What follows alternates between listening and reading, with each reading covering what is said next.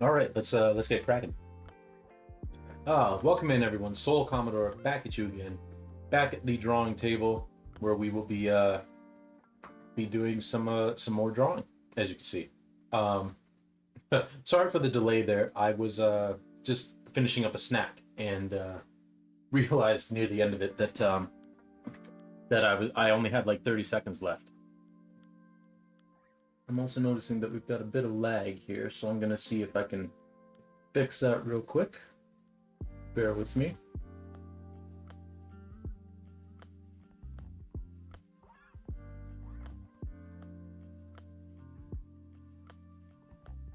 See if that's any better. Well, it seems to be better so far, so we'll just keep it there. Cool. All right. So let me zoom in on this a little bit. Get started. I'm also going to shut off this overhead light because it is casting a bit of a shadow on the. There we go. Yeah. So last time we ended off, I wasn't quite sure what I was going to do with this figure yet. Whether we were going to keep the figure here or if we were going to do something a little different. And I think I am actually going to do the upper torso a little bit different and have it in a pointing pose as opposed to standing pat.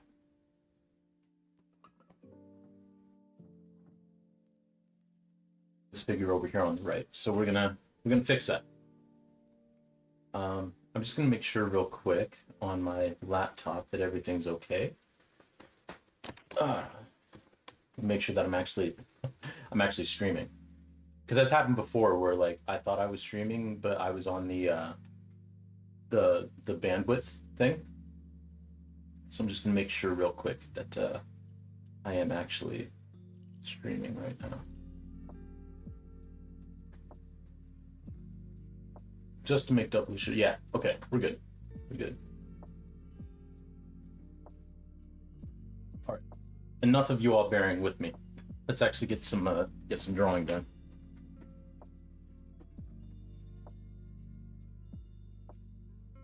Just gonna bring this out a little here, this way. Hey, Nat, welcome on in. How are you? Welcome on in. I hope you're well. Hope this Tuesday is treating you nicely. So, in case any of you are wondering, which you were doing okay until you almost had to physically fight a DoorDash driver. Oh no. Well, one, before I start uh, joking around about it, I hope you're okay. I hope you're safe. I hope it wasn't like dangerous or scary or nothing.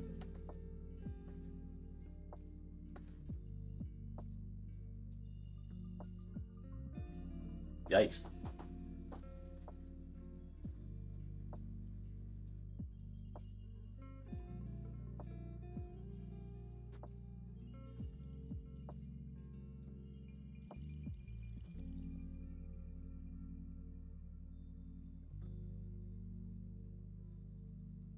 Yeah, we're just gonna start this figure over here.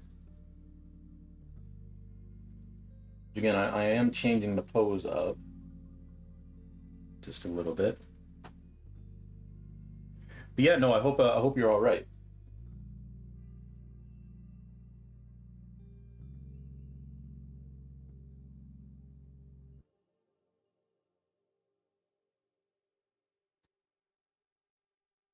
I'm fine. It was just annoying. Okay, that's good. Well, I'm glad you're all right. I'm glad you're safe.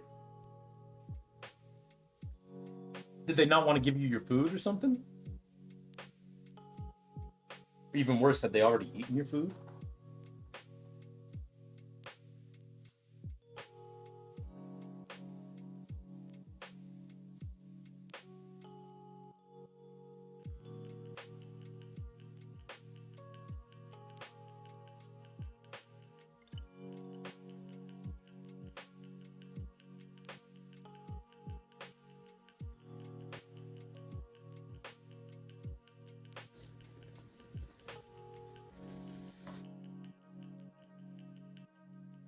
But moreover, I'm glad you're all right.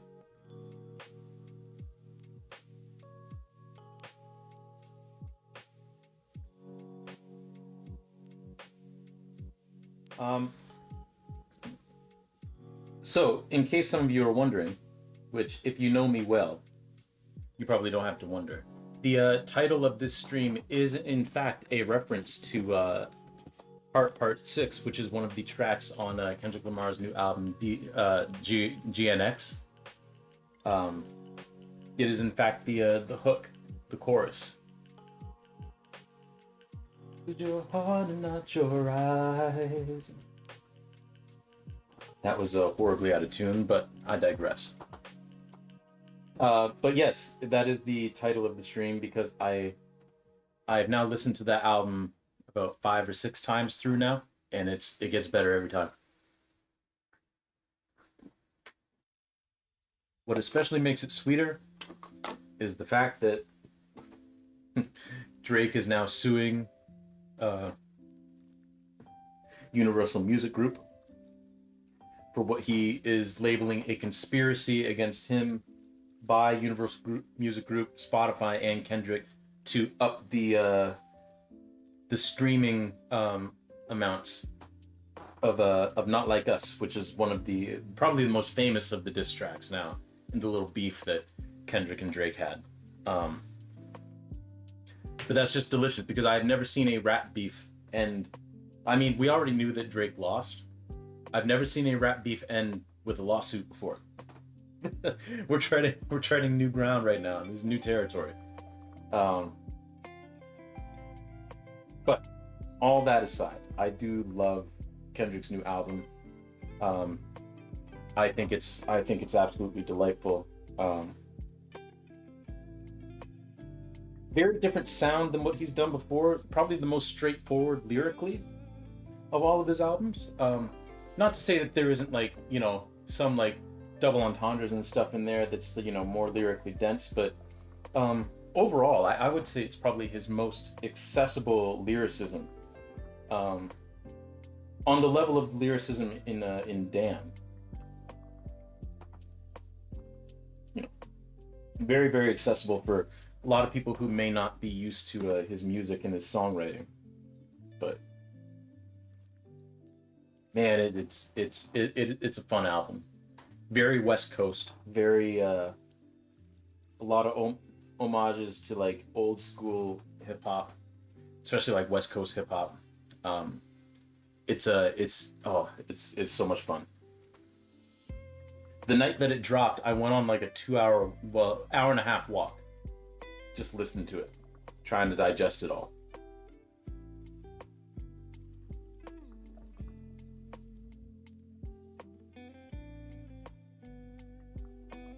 And my favorite track on it, as of right now, is Heart Part 6, as it's a reclamation of Drake's sorry version of it, without actually calling out Drake, which is also fun. I don't quite like how this is proportioning out. So I think what we're going to do is we're just going to start this figure over again for the 4th time. But sometimes that happens in art, You start working on a figure or start working on a piece of it, and then you just are like, hey, I think I want to redo this, but then none of them really look right, so you got to keep redoing them. That's a totally normal thing that happens. So if that happens to you with your own art practice, don't get discouraged.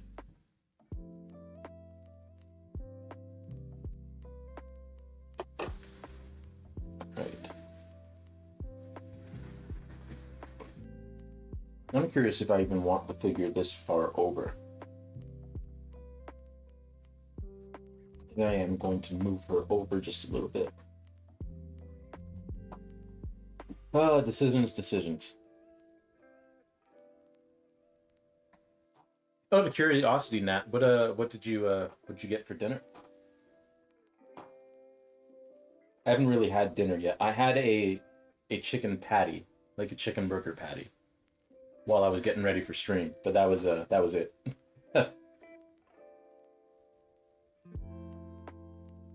If that's gonna shorten the figure too much if I just do this part of the leg, but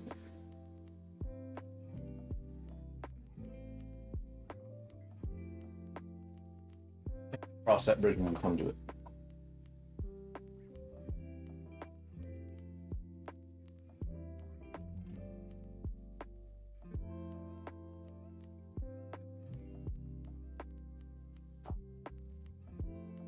I wonder if I can lighten this a little bit, just to.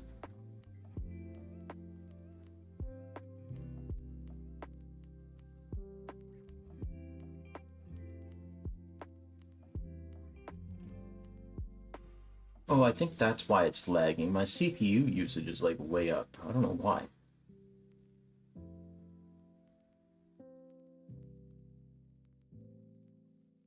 What happens if I drop this some more?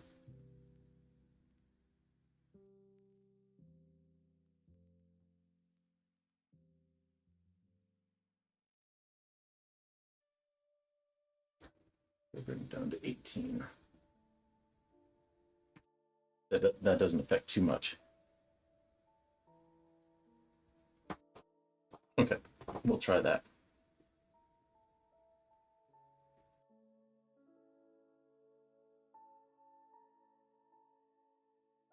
Also, don't mind me. I'm just lightening this figure a bit in Photoscape just to see if I can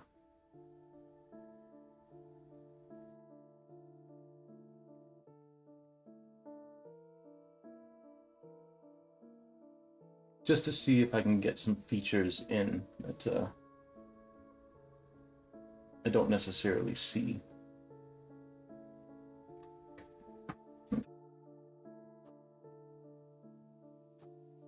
That's where the shirt ends.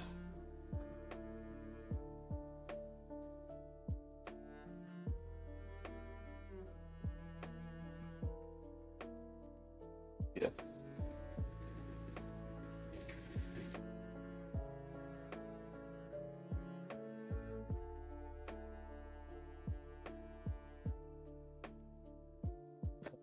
Here.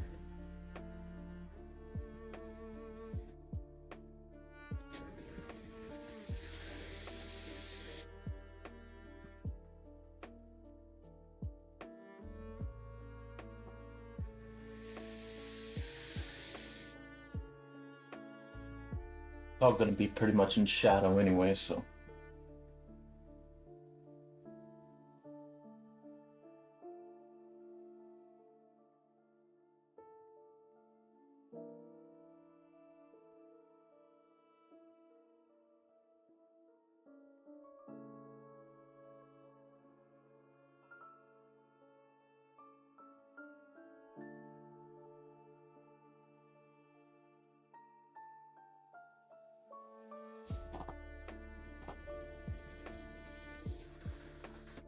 This is very somber music.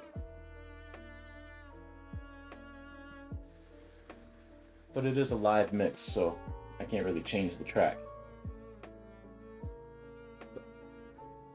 We'll just have to be a little bit somber for a minute.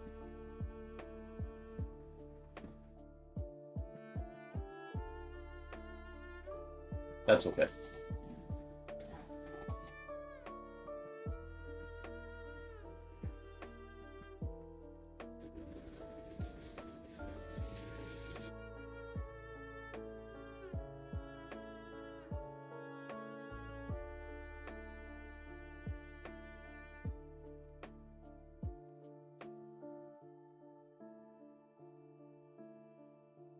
About where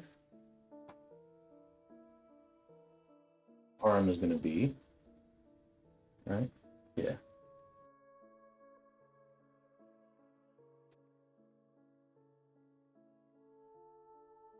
Yeah. Yeah. It comes in right about there.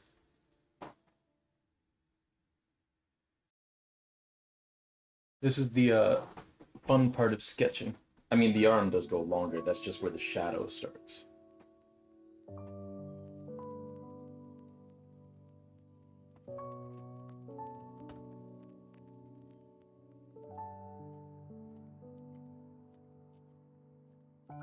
There we go. And just north of that is where the shoulder would be.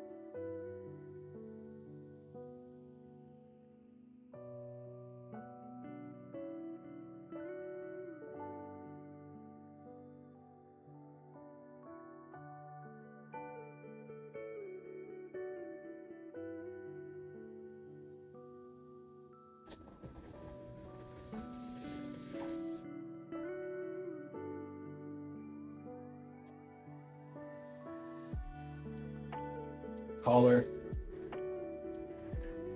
Now we're just going to do the top of the arm. So we got the shoulder rounds down a little bit.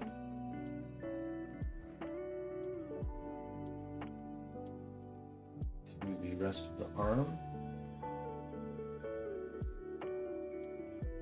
There. And then it comes up again.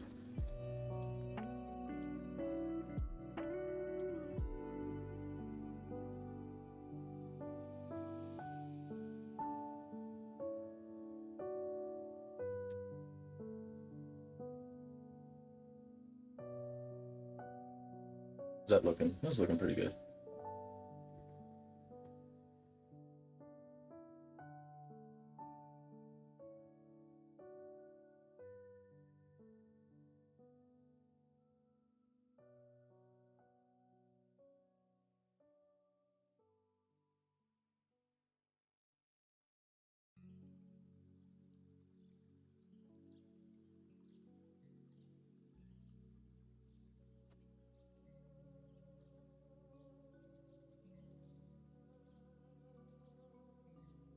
Got the hair here.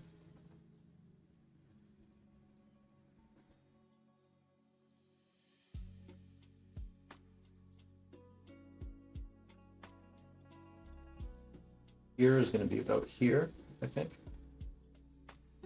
Yeah.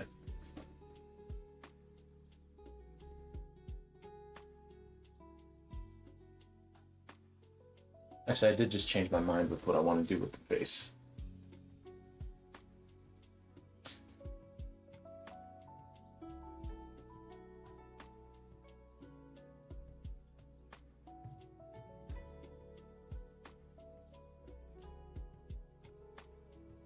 To having her completely in profile.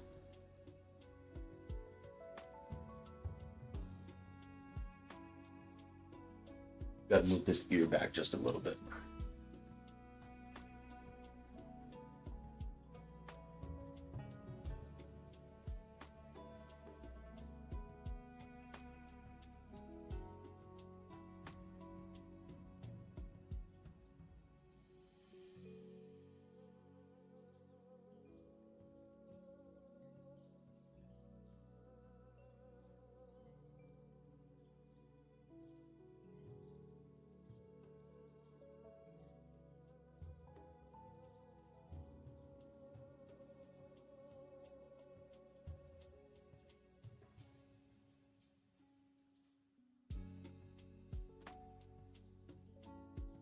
Some curly cues there.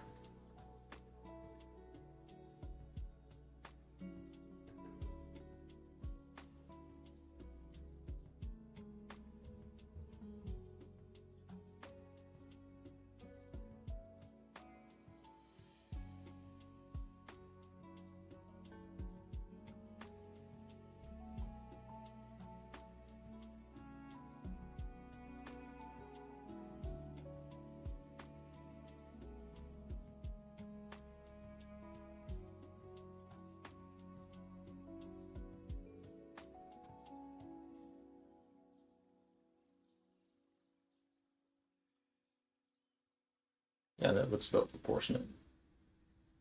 Yeah. Okay.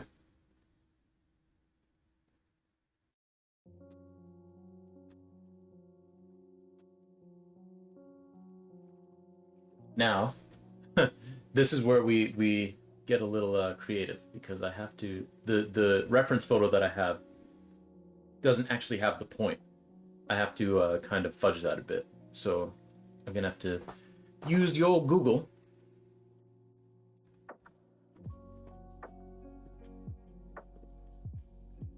to find a reference image of a pointed hand.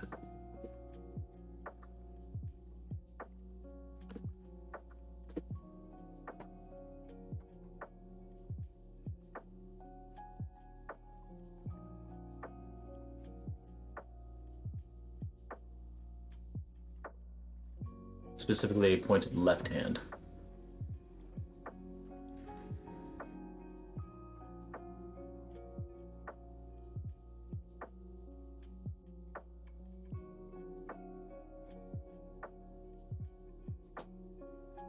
I think that'll work.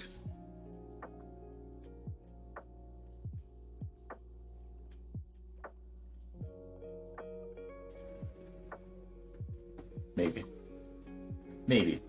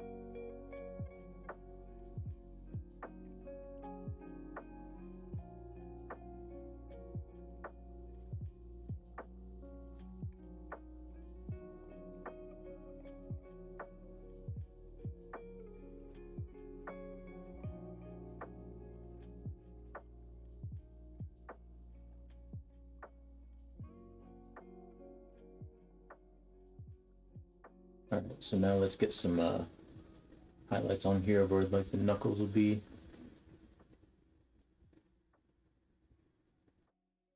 Should just make it easier for later.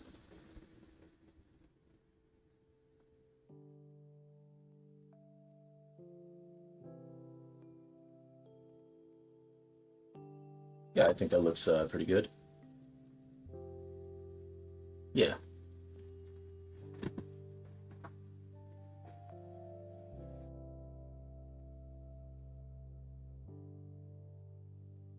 If anything, I might just raise the forehead up just a bit.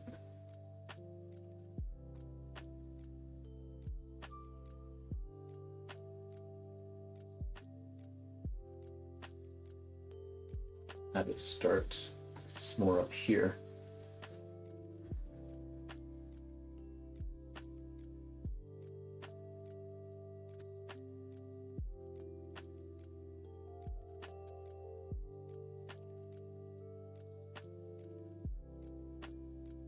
Yeah, there we go.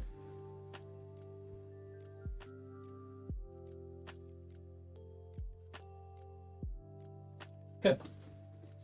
So we have our figures all done in to the to my satisfaction, I think.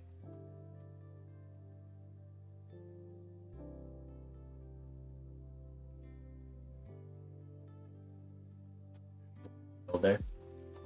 So I think now it's time for some charcoal. So let me just get that all set up. Get my charcoal pencils and whatnot out, and then we'll get started on that. Blending stump. Of course, very important, the sharpener.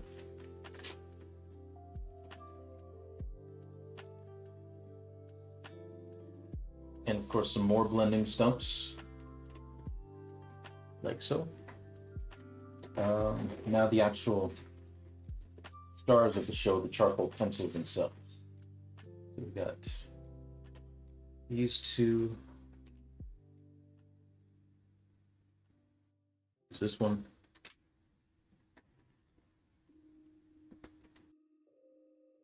Is this one? We're not going to use this one because that's a hard one, and I don't like the feel of the hard charcoal pencils.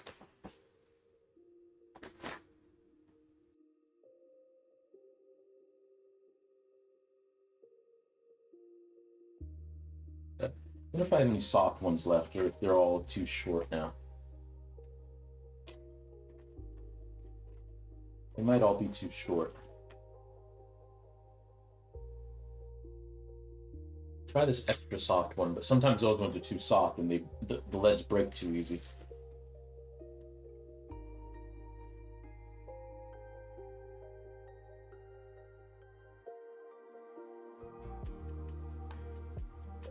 Here we go. We got some small little stubby ones.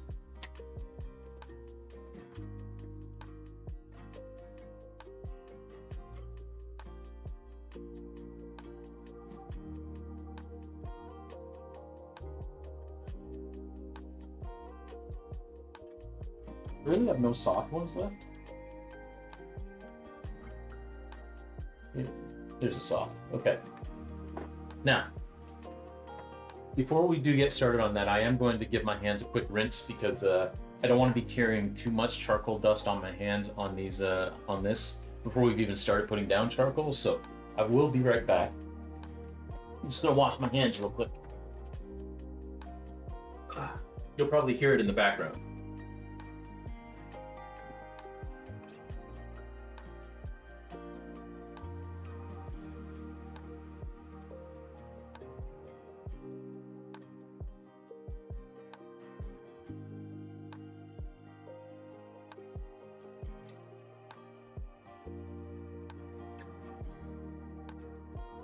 There we go.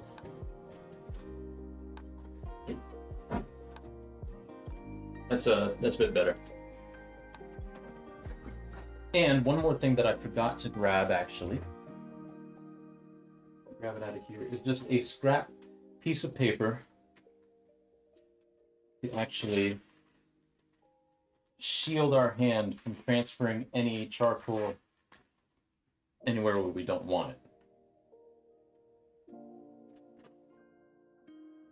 There we go. All right. So now let's get cracking. I'm gonna pull up the reference image for these two figures.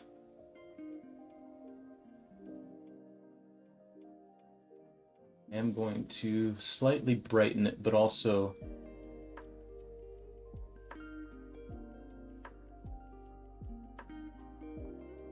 of course make it black and white.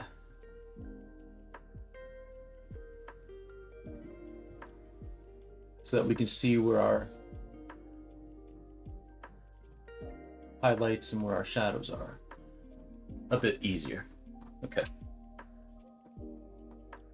And bring this back up so I can actually sharpen one of these.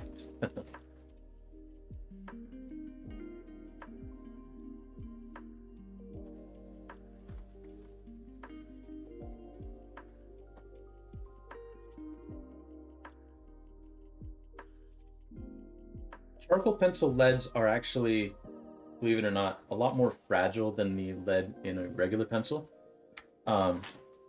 So if you get into charcoal pencils, just realize that you're probably going to be sharpening quite a bit, a lot more often than you would like a regular pencil. It's food for thought. I think they're a wonderful tool, but even the most useful tools sometimes have annoyances, and that's one of them with this.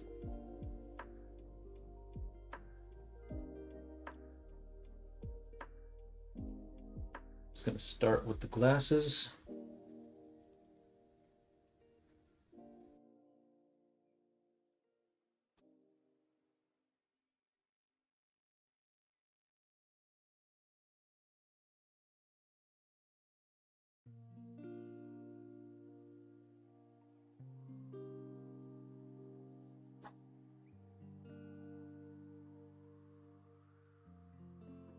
Yeah, I hope you've all had a good Tuesday so far. While I was at work, I listened to GNX again because I had the time and the ability to.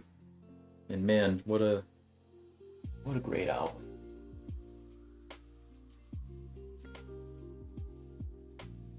And in terms of subject matter too, it was really interesting because it's not as linear narrative. Well, I don't know if linear is the right word, but it's not as structured narratively as like say a To Pimp a Butterfly or Good Kid, Mad City or anything like that. It's very much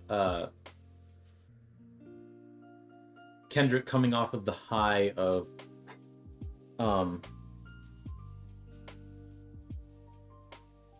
basically bodying Drake, and then on top of that, kind of him kind of wondering exactly what it is that he should be doing with his music.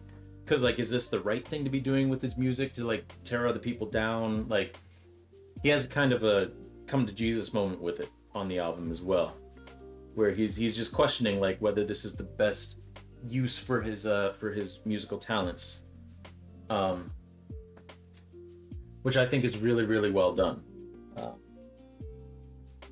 and a very valid question because as fun as that beef was, you know, like there are of course some people that like aren't into that kind of stuff at all. So it's like, well, at what point does it become worth it? Hey, Al, welcome on in. How are you doing? Um, but yeah, he takes like a little bit of a digression to talk about that a bit and wondering like just what the role of his music is in terms of like its influence and like how he's influencing people. And then it just becomes a big old love fest for the West Coast,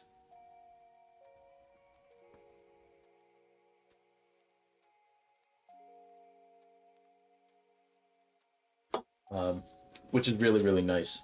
Um, just giving big ups to the people that he started up with and giving a bunch of features to like West Coast rappers and other artists that don't really get a whole lot of airplay. Oh, I'm sorry to hear that you're not doing well. Just woke up and it sucks. That's fair. That's fair. What are we talking about? Oh, I was talking about Kendrick's new album, GNX, and just kind of the themes that I've noticed so far with my the listens that I've done, which I'm by no means an expert on it.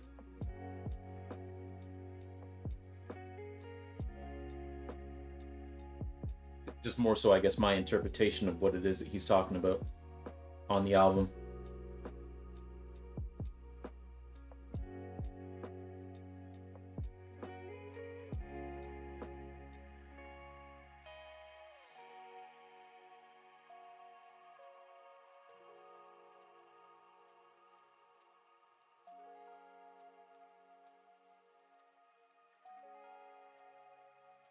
And like the title of the stream is a reference to my favorite song on the album, which is called Heart Part Six, which is basically his origin story in terms of like how he came up with the label TDE and the people that he was working with and giving love to them and talking about how at the end of the day, if you've got because there's a big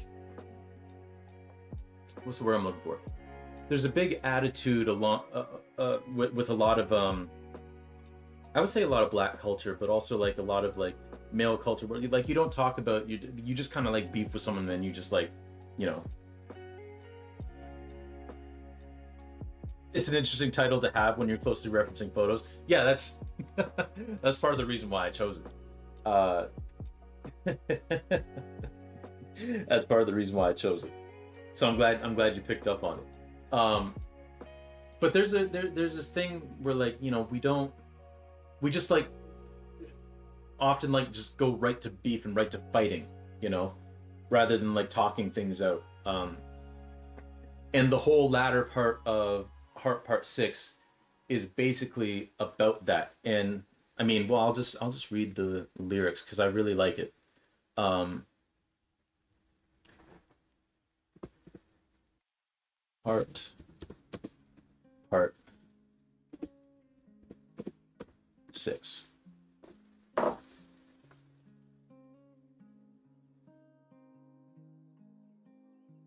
Now, of course, these lyrics don't apply to everyone in every situation. It's kind of like you have to use your own judgment. But I'm substituting a word here. I'm not going to say the N word on stream, but to all my young people, let me be the demonstration how to conduct differences with a healthy conversation.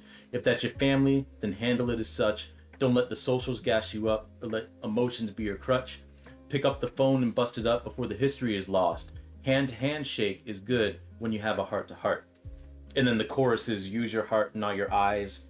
If you got time and I got time, free your thoughts and watch them fly. Use your heart and not your eyes. Which I think it's true. And there is a definite lack of that in a lot of relationships that I've had in the past with, like, you know, friends and some family members too, that thankfully have been patched up. But, you know, I really like that song. It's my favorite song on the album.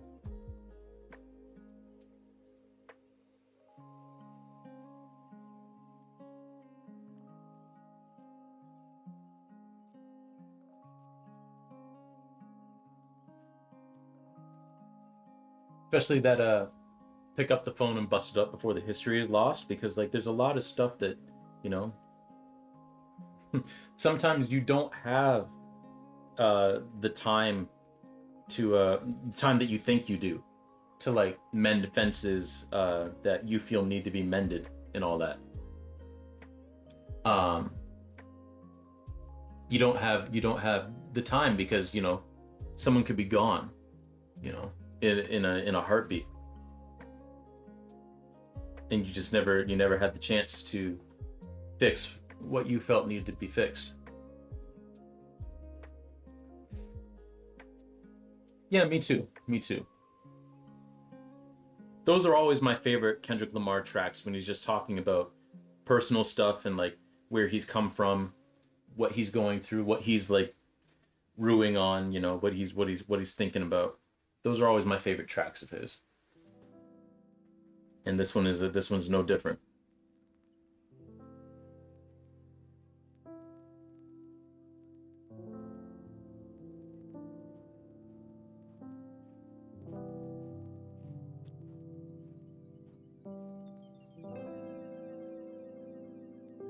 Right. This person does have fairly fair hair, actually, so I'm adding a little bit more shadow than I would otherwise, but that's just to give some contrast where there wouldn't be otherwise.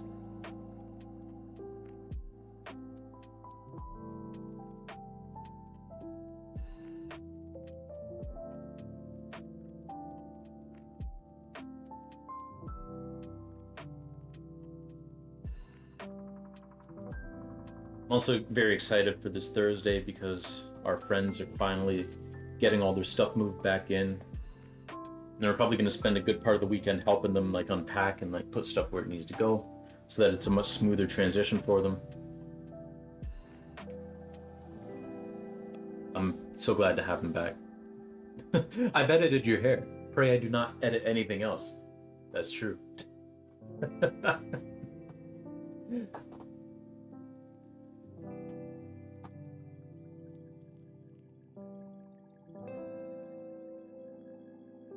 I've altered your hair.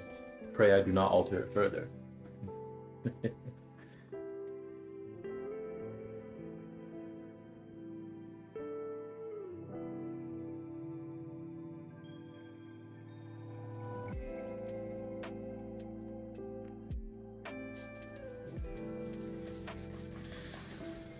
It was kind of fun though, because when the album dropped, that night I just had to go for a walk, like I did with Mr. Morale and Big Steppers, and kind of like digest the album. So I listened to it twice, because I was out for an hour and a half and I listened through it twice. But it was kind of fun because I had some cars like driving by me, where I took my earphones out and they were also playing songs from the album. There was a house party that I walked past and they were playing at least a song from the album. I didn't stick around to see if they were listening to the whole thing, but I was like, this is kind of a fun cultural moment.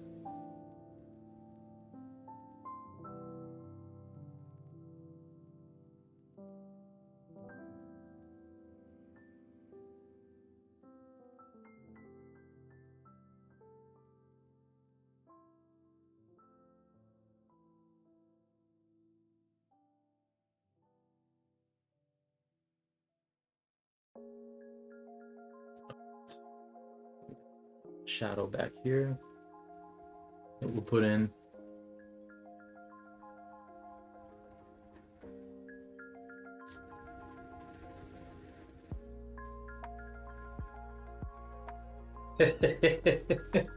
I was saying that earlier too, L. Yes, yes. I can't stop laughing either. This is a cultural moment. In my opinion, I saw this opinion on Threads as well, and I have to say that I agree. I think unequivocally, Not Like Us has to go down as the greatest diss track that there's ever been, because you think of all the other notable diss tracks like Ether and oh, I just had it on the tip of my tongue.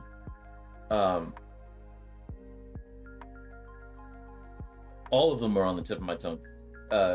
Like the one Eminem did, and the one that anyway, you have all of these diss tracks from the past.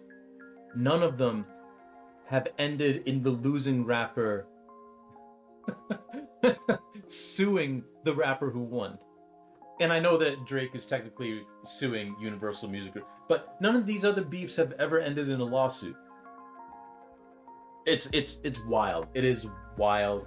It is. I have never seen something like that before. Like it is insane. Throwing a little hissy fit, exactly like you said. Like it's I've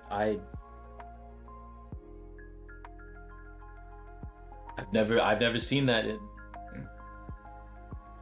If Drake was any more of a child, he'd probably groom himself. I don't know. It's kind of a tasteless joke, but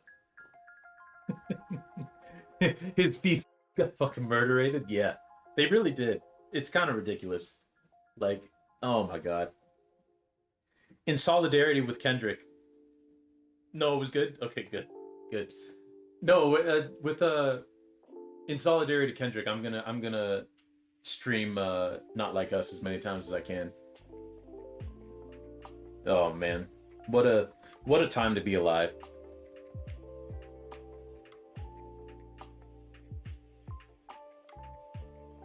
I also saw that he was like maybe suing for like defamation for being called uh a predator on a record, which is really funny because on Drake's version of The Heart Part 6, he said that he gave Kendrick all that information. So let me get this straight, Drake.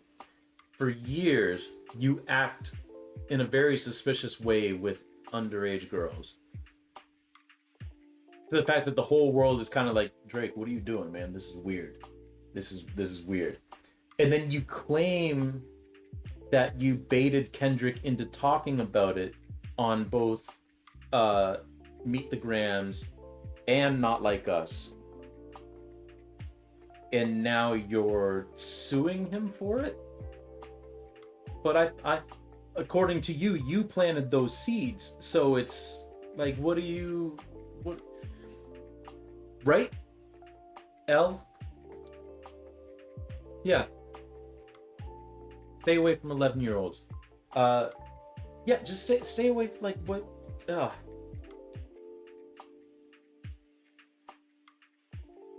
how hard is it to not be a piece of garbage, you know? Apparently very difficult. But yeah, no, it's a cultural moment. It's something. It's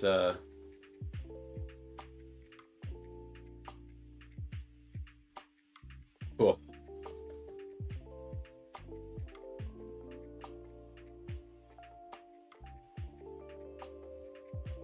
My man, you in here dropping bangers? Yo, Mio, how's it going? Now we're in here talking about the bangers that Kendrick dropped against Drake because, man, oh man, like I said, I've never seen any rap beef in history uh, come to a conclusion with a lawsuit. So if there was any doubt in the world that Kendrick won, uh, it's very evident now. Oh, you had to tell Mio the joke I said.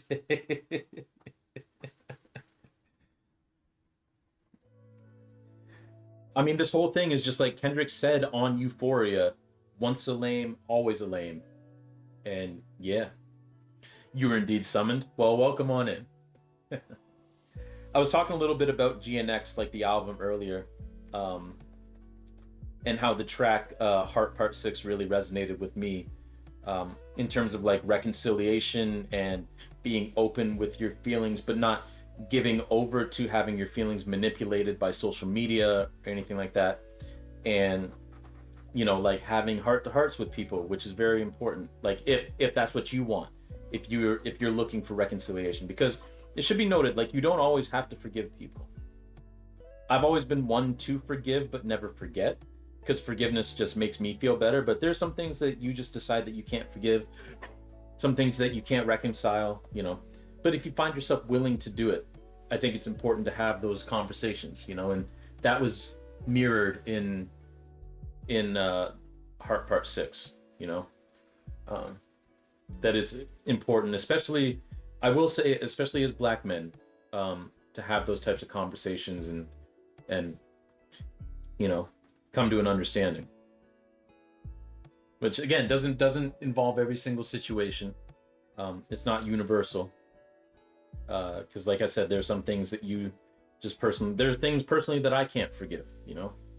There's some things that I just cannot and will not. um but for the things that you're willing to, it's important to have those conversations. Oh, you crashed after stream while your stuff was still open? I've done that. I had a stream once where I forgot to end it, and I took a nap and woke up and I was still streaming.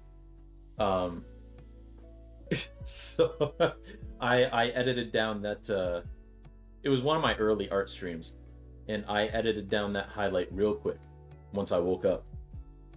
Thankfully, it was just on the see you later alligator stream, so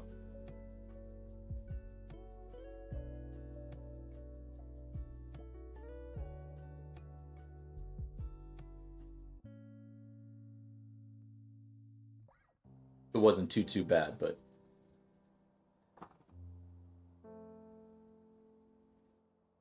all right, so now we can move on to doing some of the stuff on this arm.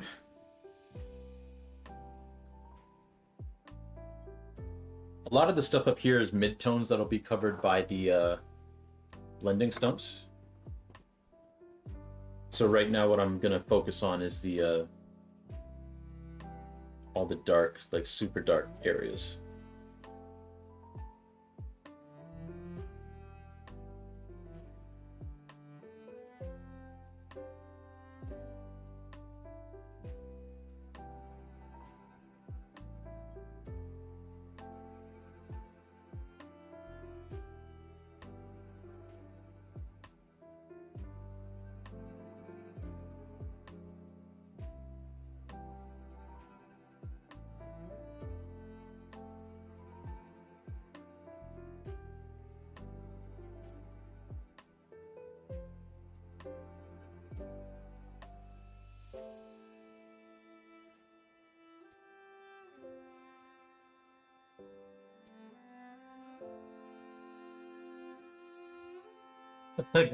Goodbye for hours of the stream.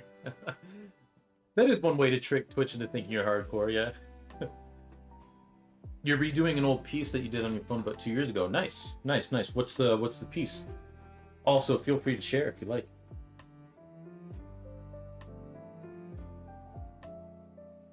Also, how's the one piece you were working on going? The one that was like underwater.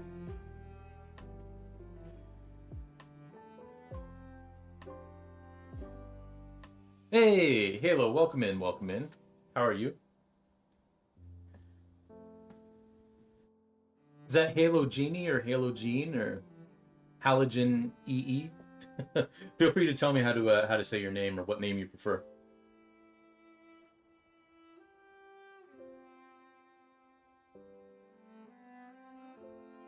Welcome in on this fine Tuesday evening. Well, it's Tuesday evening for myself. Doing good. Just finished some drawing. Nice, nice, nice.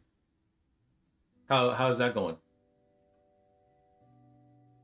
Halogen works. Cool, cool, cool. Thank you, thank you. The walk piece I still haven't shaded because I stopped for too long, got intimidated. That's fair. That's fair. But I'll get back to it after doing after you're done with all the stuff you're currently inspired for. Hey, I like that. I like that. That is very, very fair. I've definitely had pieces that I've walked away from and then returned to later because, like you said, the inspiration wasn't there to finish it. Ain't no shame in that game.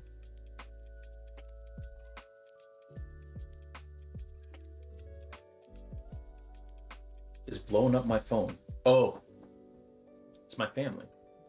On our group chat. They're talking about some art things actually. Because my dad has recently, and by recently I mean over the last like year and a half and so, gotten really into those adult coloring books. Because he's always said that he doesn't really have an artistic eye and he can't draw. He's always been like more of a writer, but he's really getting real good at like some color theory stuff just by coloring in these images.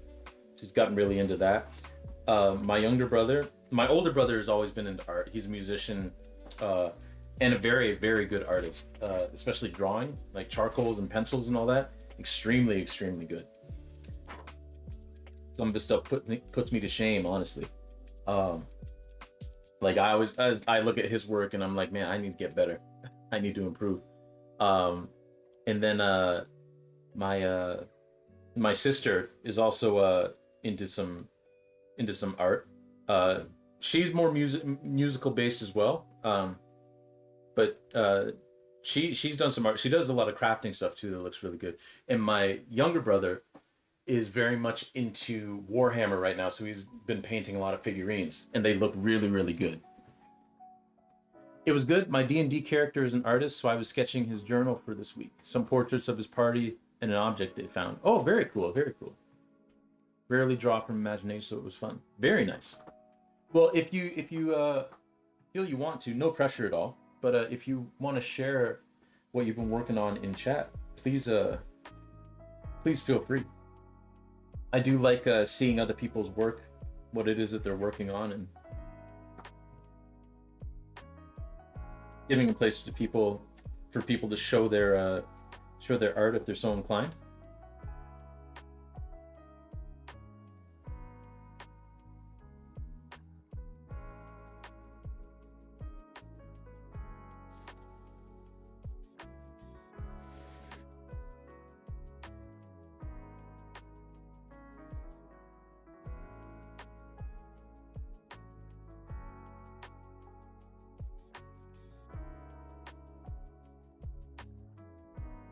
Also, good on you for branching out of your comfort zone and drawing from imagination.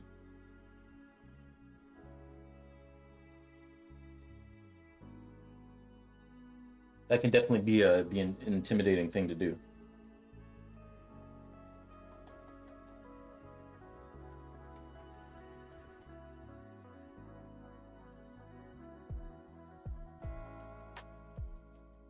So yeah, we're just working on the shadow parts of this figure's sleeve here and the coat that they're wearing.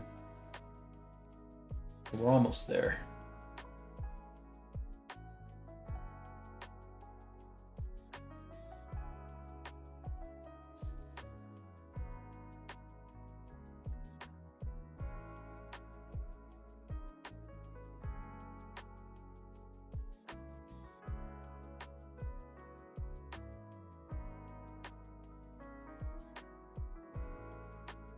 Oh,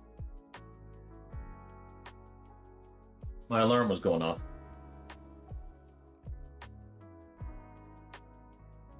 Hey, Mio, thank you. Thank you. You find a screenshot for it? Cool, cool, cool. Also, L wants to hear about your D&D game. All right, let's check this out. Mio. Ooh. So this is the old one in the top left, and the new. Look at that hair. My God. Do you mind if I show this, Mio? Like if I show this on stream? If not, totally cool. I always want to make sure that it. Go ahead. Cool, cool, cool. It's a lot of fun. We're currently trying to save a petrified queen. Ah, nice. It's a heavy work in progress. That's all right. Works in progress are really good, I find, for inspiring other people. But look at that. Let me zoom in on this. So this is the old piece over here on the left of the screen. Look at this hair. God damn. That's a very cool effect.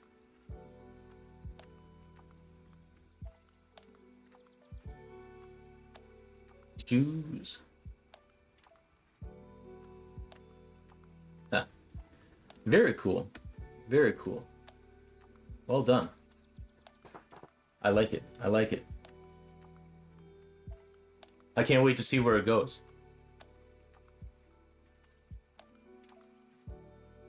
Oh, a halo. Cool. Let's You're a halfling that likes fishing. Nice. And this is all from imagination but the lion. Man, that's cool. So the thing they found was a gold kazoo, huh?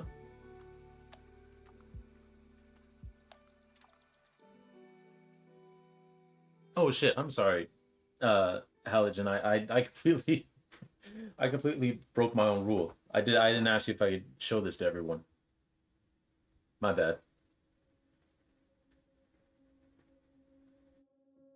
That's really cool.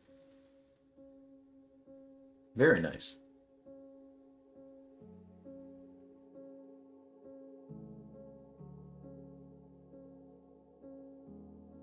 I also like the names. Garrett, Carney, G, Elena.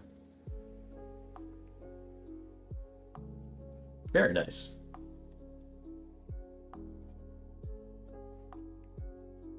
Zeus's hair looks so magic. It's so cool. Very cool. Ah, I love seeing other people's work. Couldn't draw a lion from imagination. That's fair enough. That is fair enough. So those are sketches from his journal. Very cool. Very cool. Yeah, golden kazoo. I'm gonna have a nice frame and people in the background. I'll make sure to show you. Yes, please. Thank you. Thank you. Yeah, those are really neat.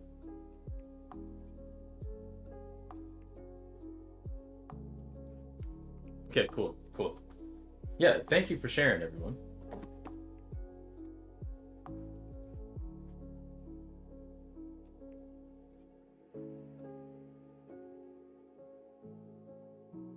Reference saves lives. Nothing wrong with using it. Yeah, agreed.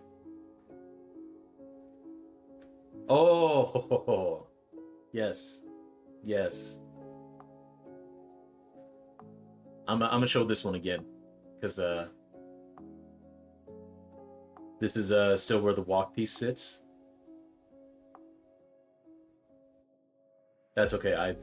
I like where it is.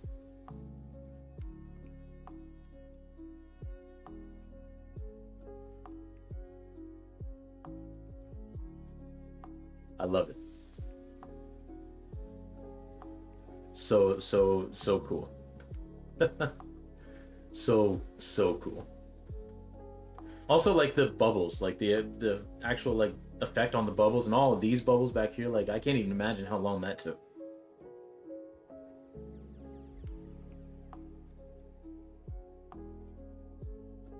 I love these birds too.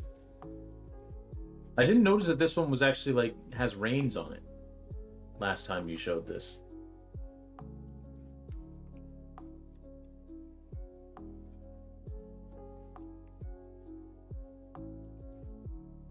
I like these little guys back here.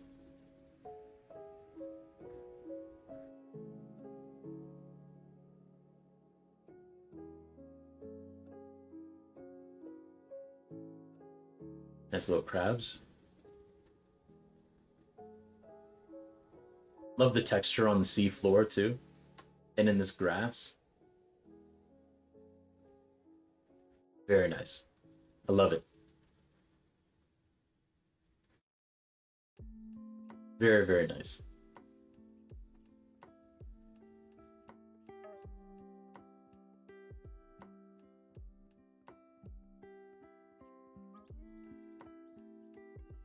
I don't think I could whip up a reliable line without a reference either. Same.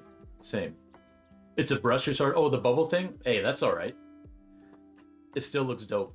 Still looks dope. Yeah, very, very cool piece indeed.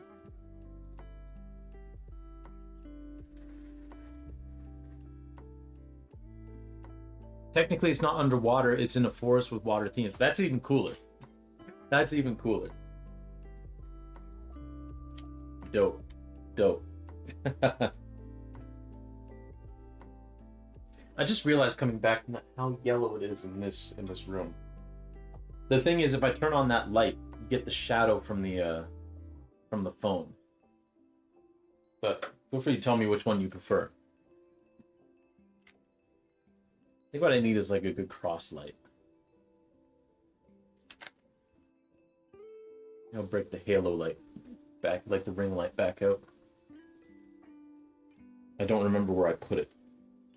I mean, it's in this house somewhere. I just don't remember where.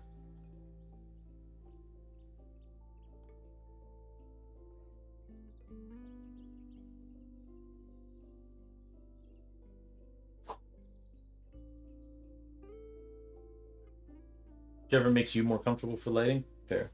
Yeah, I just don't like the shadow of the phone being cast down.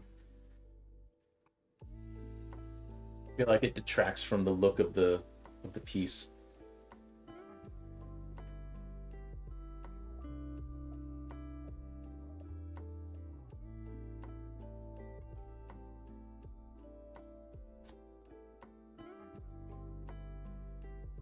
So in here, what I'm going to do is basically all of these ripples and everything are going to be dark, but I am going to leave a little bit of room for some blending because this is fabric and I want this to resemble fabric. So it's going to have a little bit of fuzziness to it when it's all said and done. Well, then don't cast a shadow. Fair. Fair.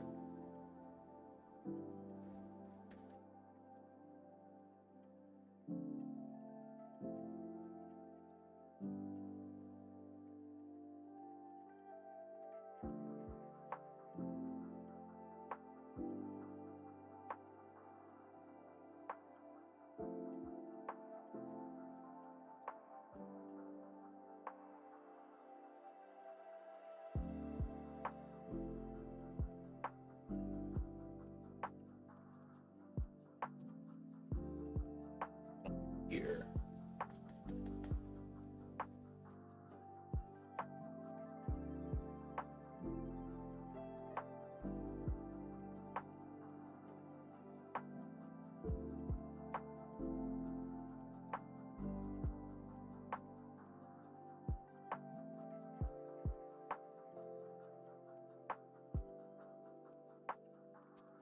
Oh, I don't think I was supposed to fill that. Oh, well, whatever. It's my piece. It can look however I want it to.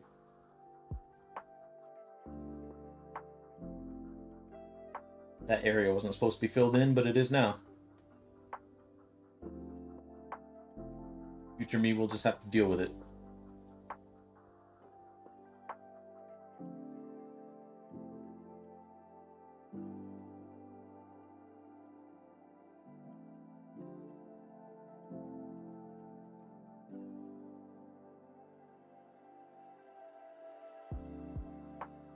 Yeah, what is everyone's classes? I mean, I don't really know that much about D&D, but I like hearing other people talk about things that they're interested in.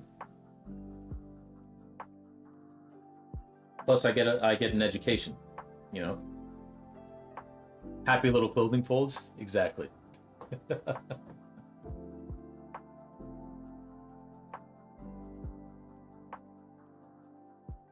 Clothing folds are actually, I find, like, I'm comfortable enough in my practice where I actually find them kind of therapeutic to work on. They used to stress me out. And I mean, I am working from a reference, so it does make it a little bit easier. But I feel like through all that practice, I am a little bit more intuitive as to where folds would be and how light would hit them. And now I find it pretty pretty therapeutic to work on.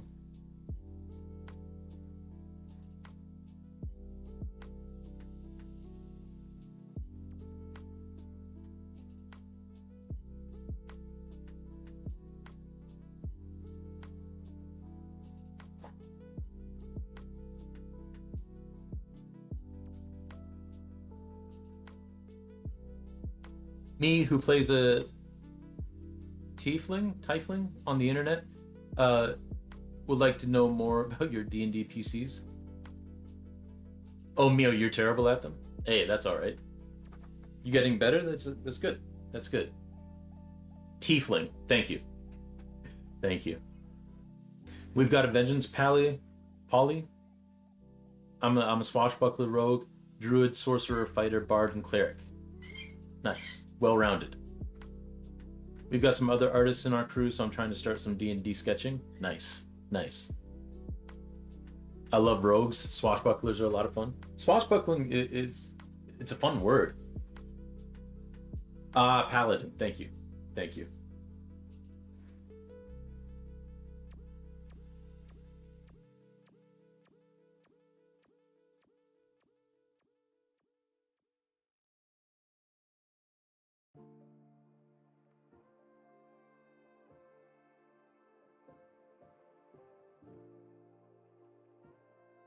I appreciate y'all educating me. Yes, indeed. All right, so now we'll start the clothing folds on the pants.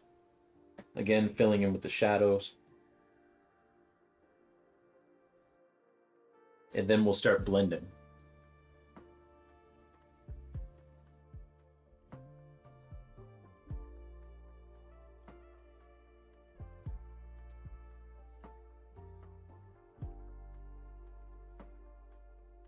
I took the most awesome backstory too.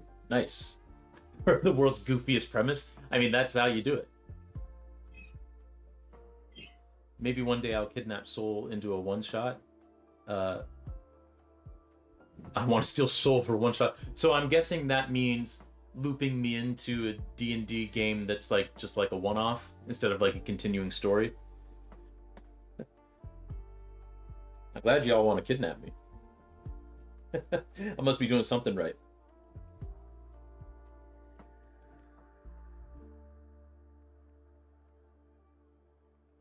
Aha.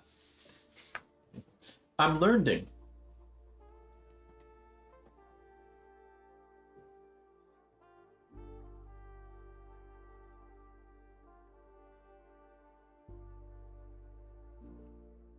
It's like how I can't speak French at all, but my wife's mom's side of the family, a lot of them speak French, and they'll do that cool thing where they'll switch between French and English in the same sentence in the same conversation.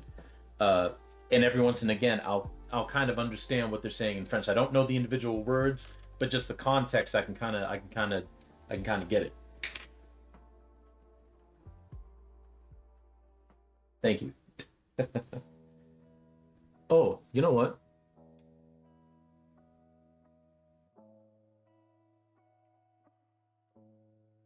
Oh no, no, I won't do that now.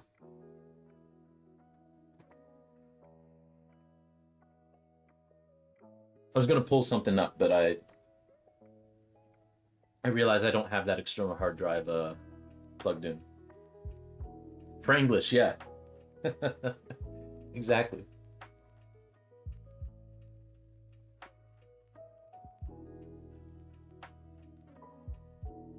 My wife is good enough with her French that she's considered bilingual by the government of Canada with her job. Like she actually gets a bilingual bonus. I like to consider myself bilingual too, but unfortunately, African American Vernacular English is not an official language of Canada. So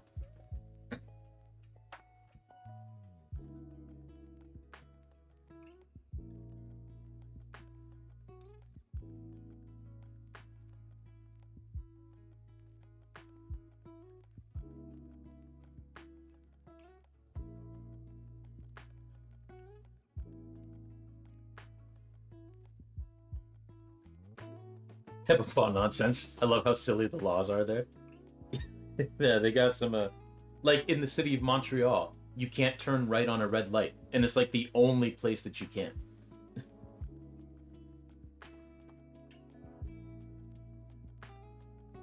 Just have to sit there waiting.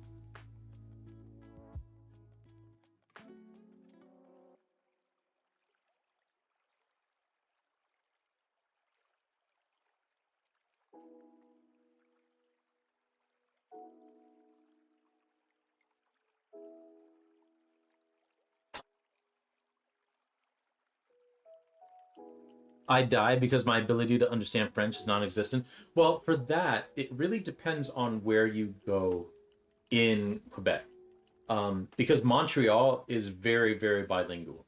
Like we went to Montreal for a dragon boat thing once, and I was worried too because I was like, how am I gonna like find anything or figure out how to like speak to people? Quite a number of people there are fluent in French and English, and even if they aren't exactly fluent in English, they know enough English to like help you. Um, and a lot of the signs are bilingual, so you don't have to worry about that. Like especially on like transit and stuff. Um, yeah, it's very very easy. And like I said, there's enough people there that can speak English. If you're in like rural Quebec, yeah, you're likely gonna have trouble there because there's not a whole lot of English speakers. And there are some major cities there where there's still a lot of like English, but for instance, Quebec City, the capital of Quebec. I think it's the capital of Quebec. It's either that or Montreal, but I think it's Quebec City.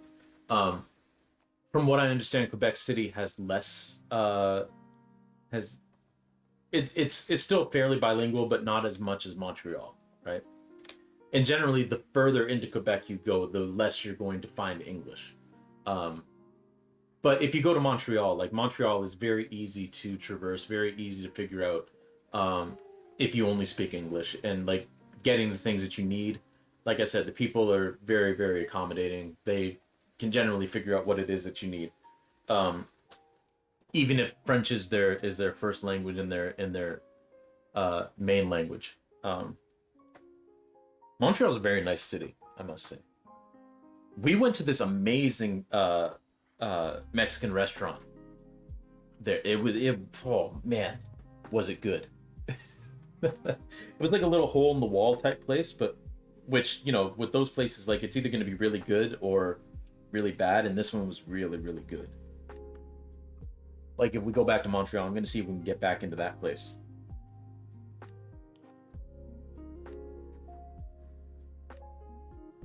Also, there sometimes is a stereotype that uh, Quebecois are rude. Um, I didn't find that to be the case so much with me. Um, Everyone was fairly nice. And what I mean by the city too is easy to traverse, even if you are only an English speaker. Is there was a lull once in the dragon boat racing where my wife wasn't really going to be. I mean, she was going to be in team meetings, like on the sidelines, but she wasn't going to be on the water. So I wasn't going to miss any races for about 2.5 hours. So I actually took a trip by myself on the subway to the big art museum that they have there, big art gallery.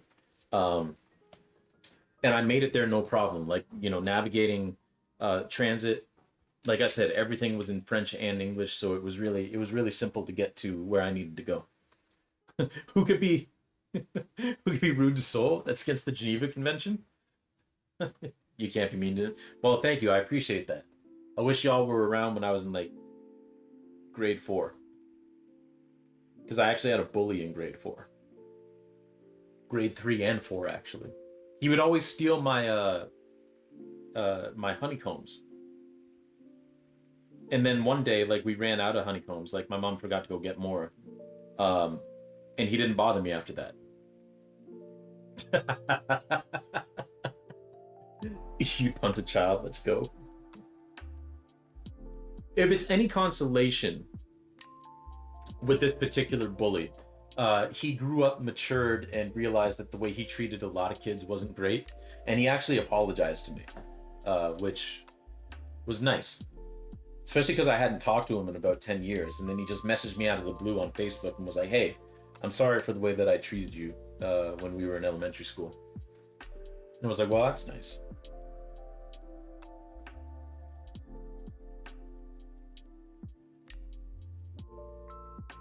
If I'm also in grade 4, I will attack with pocket sand.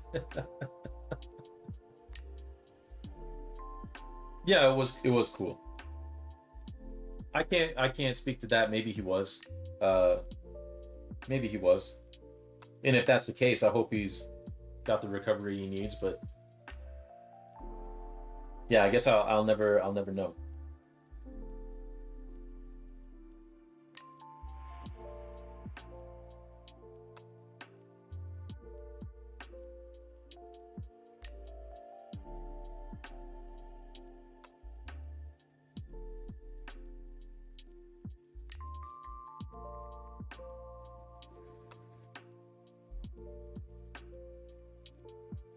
Where is this here now? Oh, right, right.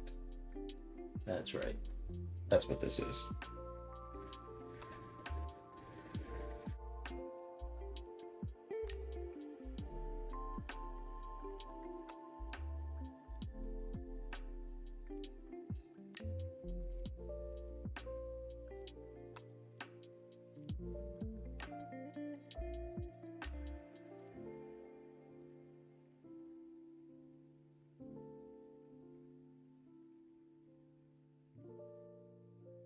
I was a bully. Now I hate inconveniencing others so much I panic and cry. I see. That's fair. That's fair. I used to be very fearful of inconvenient and disappointing people for a long time. One of the football bullies apologized to a high school friend of mine that he threatened to do real bad things to, and she told him to eat shit in front of everyone in the grocery store. Fair, fair. Well, it's kind of funny because that ties into what I was saying before, where um, we all get to decide what it is that we are going to forgive and what we don't. I think that's very fair.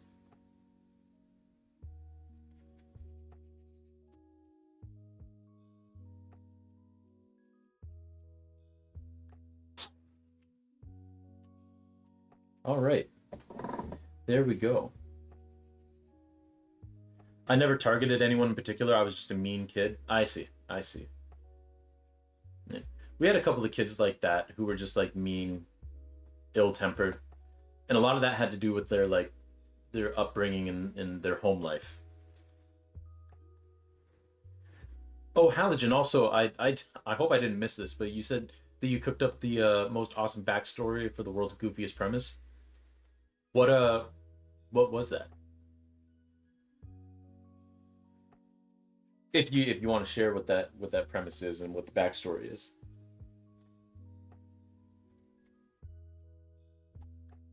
Okay, so I think we can start blending now. I grew up with only adults, so I didn't know why kids were so annoying for the longest time. I see. Fair, fair. This isn't a bullying type of thing, but that kind of reminds me because we are so much. Obviously, it's nature and nurture, right? Um, a lot of the ways that people are the way they are. Um, but in terms of the nurture part, what you just said there reminds me of I don't know if y'all know who Earth, Wind, and Fire is, the band. Did like September, Shining Star, Boogie Wonderland, all that kind of stuff. Um, their singer Philip Bailey um, was very well known. It still is because he's still alive and still touring with the band. but was very well known for his high falsetto, right? Very high voice, very high falsetto. And the reason he has that falsetto is because he grew up with a bunch of women, like his mother and aunts and, all that. So he was just trying, when he was a kid, he would just mimic what he heard them doing when they sang. And he had no idea that falsetto was falsetto until he got older and was singing in a club, and before he joined Earth, Wind and Fire, and someone came up to him and said, you got a really nice falsetto. And he was like, falsetto? What is that? So yeah, I can understand that too. When I was a kid, like I said, I had friends and I was friendly with a lot of kids, but I couldn't really relate to kids all that much. I was that classic kid that would always talk to like the teachers during recess, and I always felt more comfortable like hanging out with like adults when I was a kid. After the Love Is Gone is a great song. Love Earth, Wind, yeah, After the Love Is Gone is a great song. Story is a bit too long, but I'll give you his premise. He's a little halfling that is always fishing, but super bad at it. I'm bad at fishing too. So for the story, I asked a question: what would have to happen to him to constantly want to fish, despite being terrible at it? I think that's a really, really good motivation, uh, really good question as to why someone does the things that I like that. I like that a lot. It's like thought provoking. Also, I don't know if you've ever heard it, Halogen, but the album version, like the After Love Is Gone, is on the I Am album, and it blends seamlessly because it ends with like a sax solo, right? On the album. It goes seamlessly into the next song on the album, which is called "Let Your Feelings Show." Which that song is like, if you like rhythm guitar, that song is ridiculous. Like Al McKay did something. He was on something with that song. Like that is so good. But it's great.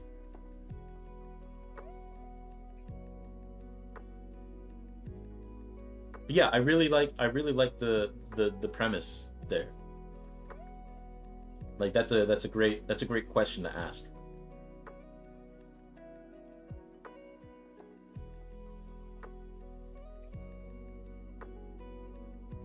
I like that a lot.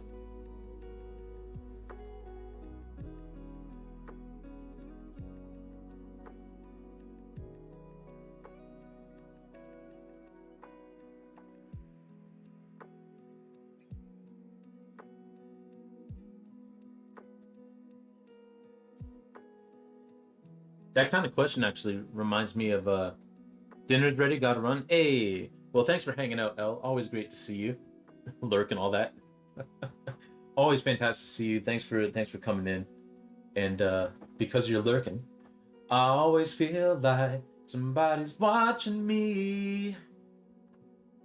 Thank you for the lurk. Enjoy your dinner. Enjoy your dinner.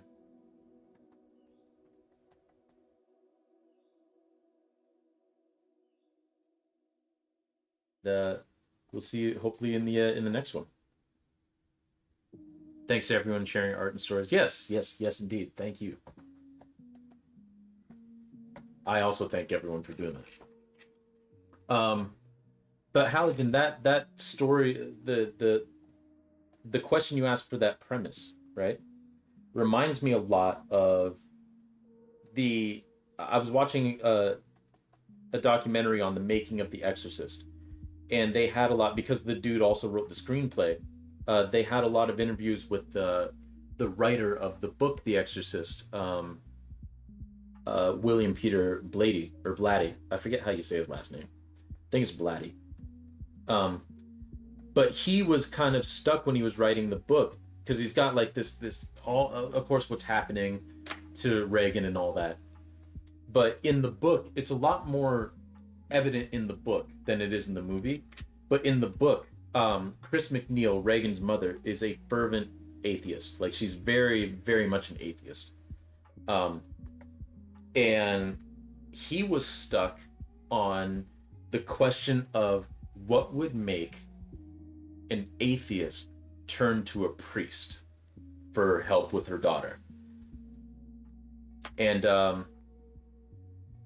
that's when that's when he came up with the crucifix scene where Reagan turns her head around backwards because he was like, that would do it.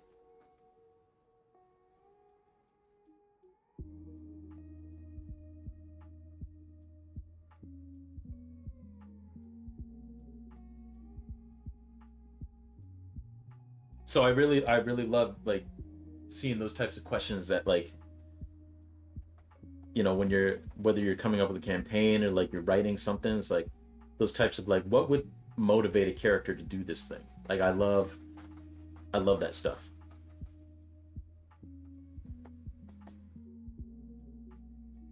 So thank you for sharing that.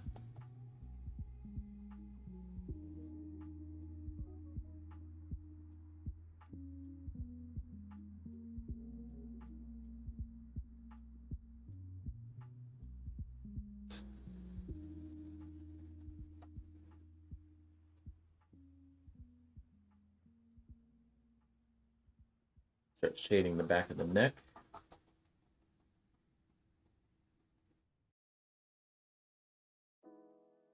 Just using a blending stump here, which is my go-to for shading charcoal pencils or blending in charcoal pencil. I feel it works a lot better than your finger. Have I been drawing all my life? I have. It's funny because the last stream I kind of brought this up too. My dad likes to tell the story that when I was a little baby, when I was like 2 years old, my mom had to work, but my dad had just gotten off of uh, I think it was a 14-hour shift. So he came home and he told my mom like he'd watch me, and he was watching me, but then he got a little bit too comfortable on the couch watching a Giants game, football game, and he fell asleep. And I, being 2 years old, found a permanent marker. I think it was a blue marker, according to the story, and just started drawing all over our apartment, including I was drawing on my dad.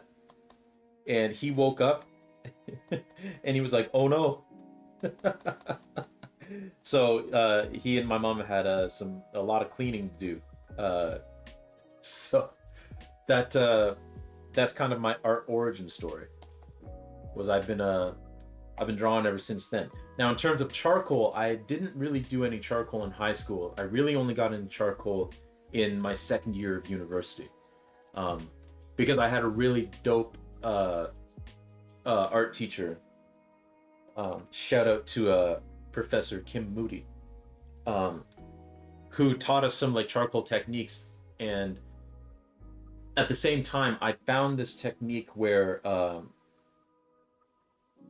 I forget the artist's name, but what he would do is if he was working from a photograph, he would like create a grid basically, and then he would just draw in each grid, and then eventually he would come up with uh, a full drawing, or a full painting because he painted, and it was like super realistic stuff. So I tried doing that with charcoal drawings, and then eventually I got out of like trying to copy directly from like copyrighted images because I did a lot of like sports drawings and stuff. And then I got kind of out of that because I was like, well, I want to create my own stuff. So a lot of the references that you see here, I actually like I took these pictures. Um like this is at like these figures are like from a Christmas party that I went to years ago with family. Um so yeah, that's where my love for charcoal drawing really started though, in second year of university, which would have been 2009. Yeah, 2009.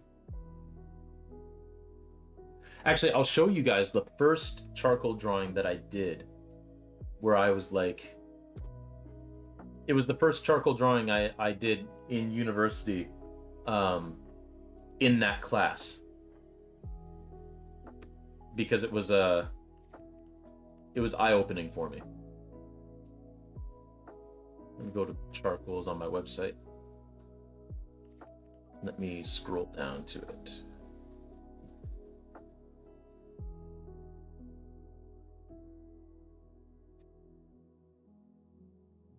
Here it is.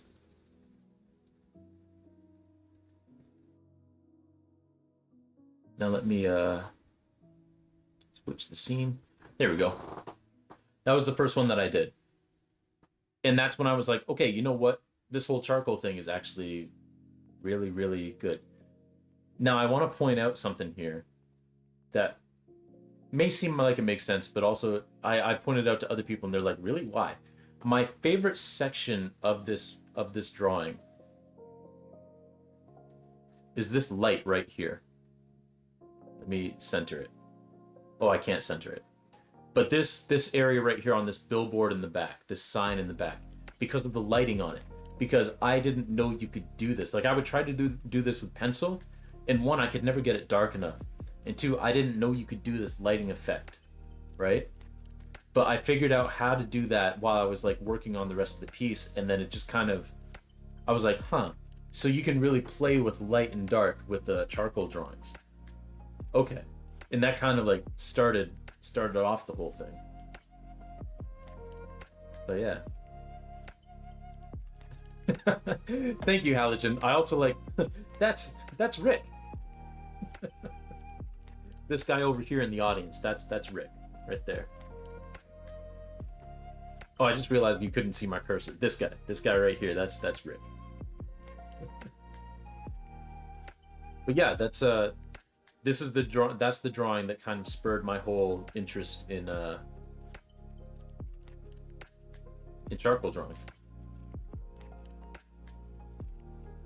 Hopefully you guys were able to see that when I zoomed in and stuff. Because it looked, when I came back, the screen was like black. So hopefully that wasn't, we were able to see that. I've been drawing for around 3 years. So it's always cool to see people who've drawn for 20 plus years. Yeah. Thank you. Thank you. I mean, hey, 3 years is also a long time to, I mean, any time that you can spend like doing a thing, you know, like especially like over a year, like that's some dedication. So it's very cool to see.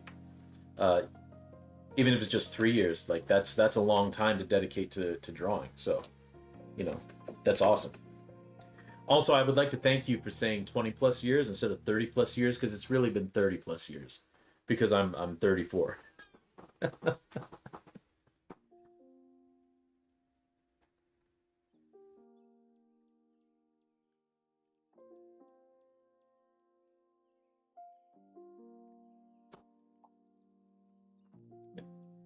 I'm being honest though, I've never been bothered by my age. I definitely see how some people, like why some people would be. Um, like aging isn't their thing, but I've never really been bothered by the prospect of getting older.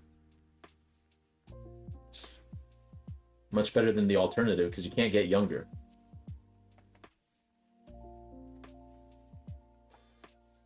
One of those things where I definitely understand where people are coming from when they like detest their birthdays and, you know, are fearful of age and all that. I definitely get it. But for me, is my grandfather used to say, I would ask him how he's doing, and he'd be like, well, I'm on this side of the soil, so I'm doing pretty good. It's like, that's a good point.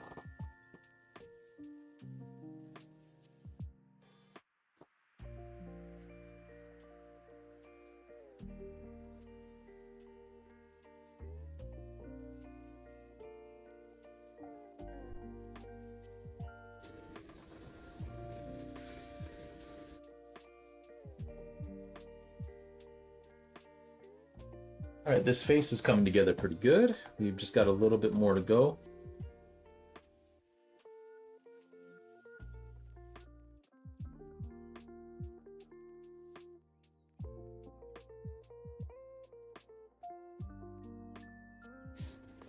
So if you see me coming over here and drawing on this piece of paper, what I'm basically doing is getting excess charcoal dust off of the blending stump. That's basically what I'm doing. which means it won't be whatever I'm coloring in won't be as dark, which is what I want for some of this. But it basically knocks the excess dust off of the stump.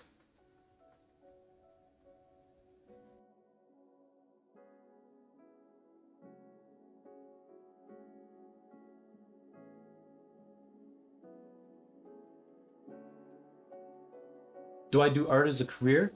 Um, it's kind of a secondary career. My day job, I'm working in administration uh, for government for a branch of the government. Um, but I do this professionally in that I have thankfully had a couple of solo shows. I have like stuff for sale. I'm actually working on revamping uh, my website to like how I'm doing prints. Because it used to be I only had like a select few prints that I would like cycle out.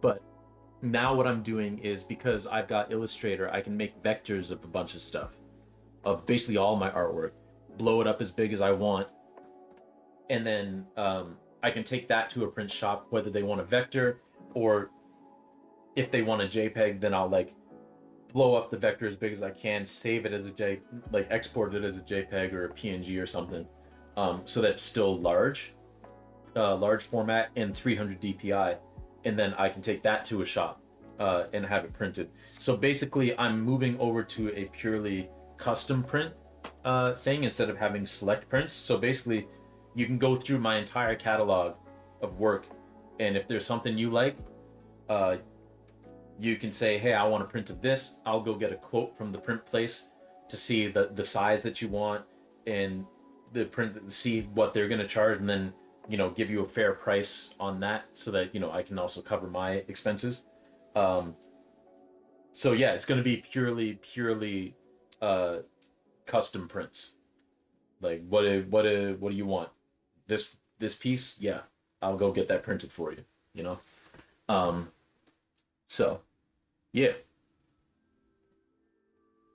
I'm working on revamping all of that uh, at the present moment.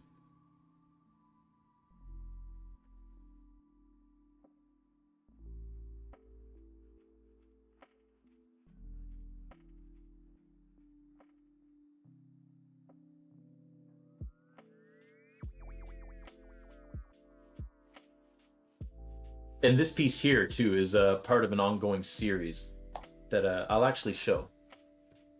Um, Part of an ongoing series for a new group of artwork that I'm working on. Um,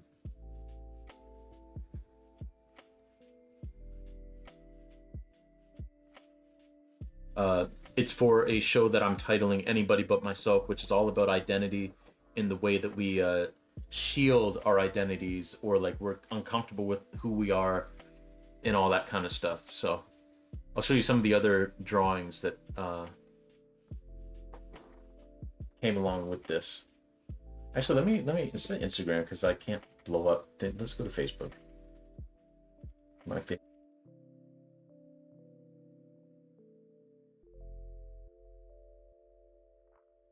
been on Facebook page like on my computer in a long time.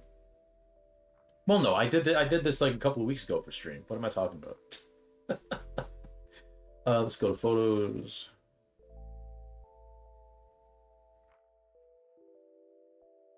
albums. Man, Facebook loads slow on here. My art and stuff.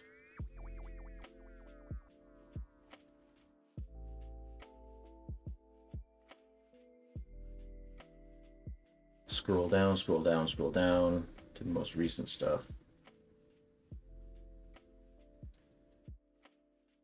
Come on, Facebook. You can do it. I believe in you.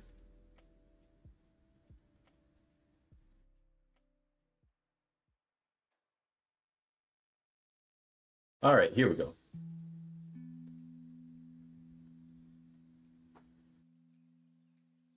Switch scenes here.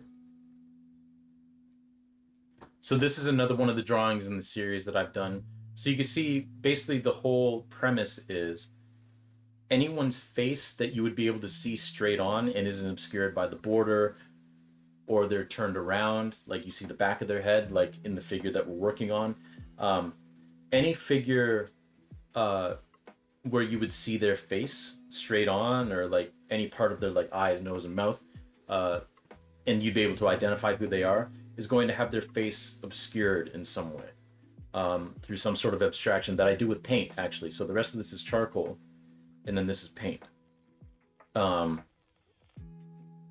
Here's another example. Because this figure, you'd be able to see her face, but this knocks it out. And it doesn't count, like, because you can see this person's nose, but you can't really see their face per se, right? Oh, that's another painting. Here's another one where you can see one eye in this piece, but the abstraction covers up the rest of the face, right? Let me go to a few more that I've done. So yeah, there's this one as well.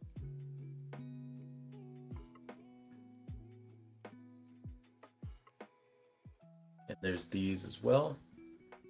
All of these we've done on stream, except I think for the first one. I can't remember if I did the first one on stream. And then we'll scroll through some of these paintings. And here's the most recent one we did. We just finished this one just before we started working on this painting, on this drawing that we're working on now. But yeah.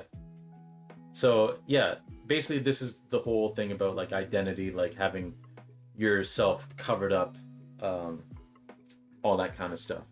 Hiding who it is that you really are, being uncomfortable with who it is that you really are, and trying to reconcile that, all that kind of fun stuff.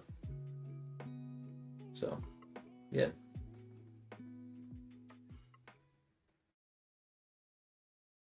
Okay, I think what we'll do is we will blend in this coat as best as we can, and then we'll call it a stream. Because this person's clothes here are going to be, that's going to be tough. I actually want a different blending stump for that, if I can find it.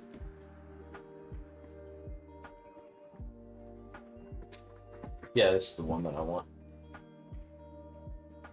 This one's a little bit more broken in. Find it works better. Okay, so we're gonna have this side. It's gonna be a little darker.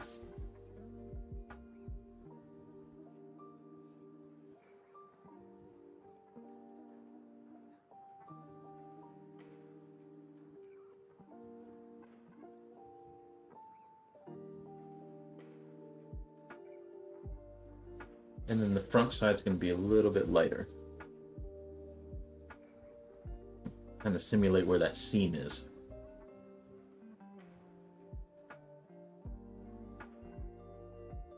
Like so.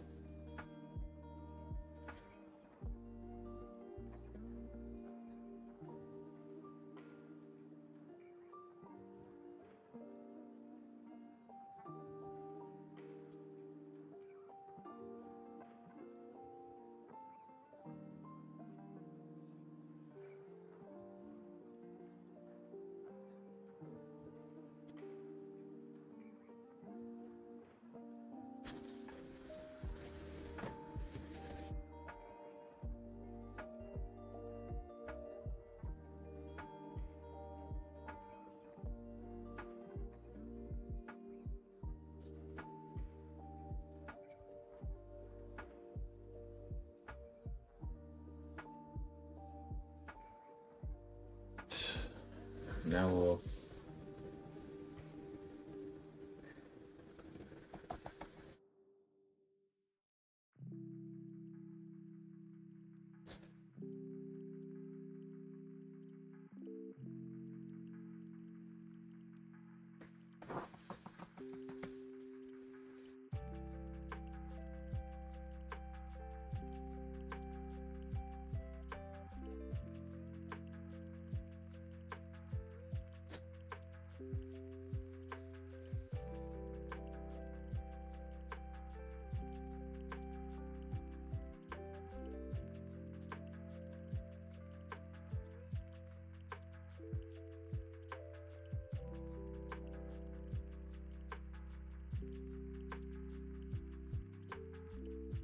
Sorry, I went silent there. I was thinking.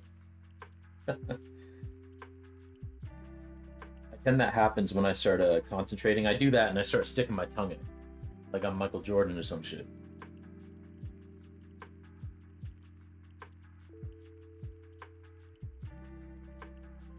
So I meant to ask you earlier, Halogen, have you always had like an interest in art even before you started drawing, or was it kind of a more of a recent fascination and interest?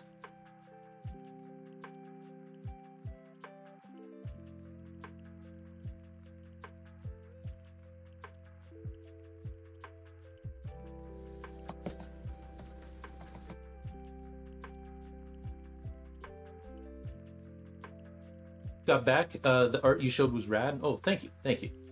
Is it about the feeling of not being seen? That could definitely be an interpretation of it. Definitely. Um, that could definitely fall into it. See, that's the beauty of art is it's basically all up to your own interpretation. So if that's what you see in it, uh, that's perfectly valid. And I think that definitely ties into a lot of identity is feeling like you're not seen, like you're not heard, like you're just kind of there, right? I think that's a feeling that a lot of people have. Um, I know I've definitely felt that way in the past. Um, it's a feeling that I'm unfortunately pretty familiar with. Um, you know, thankfully not so much anymore. Like I haven't felt that way in a long time, but I've definitely had moments in my life where that was a very relatable, relatable feeling.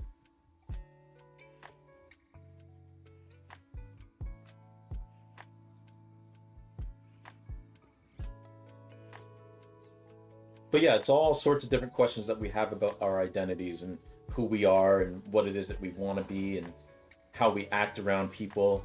Because you know, we all put on masks, we all put on different faces. Used to compose music, but visual art was recent. Nice, nice. Got inspired by JoJo's Bizarre Adventures. Ah, very cool, very cool. What does it mean to you?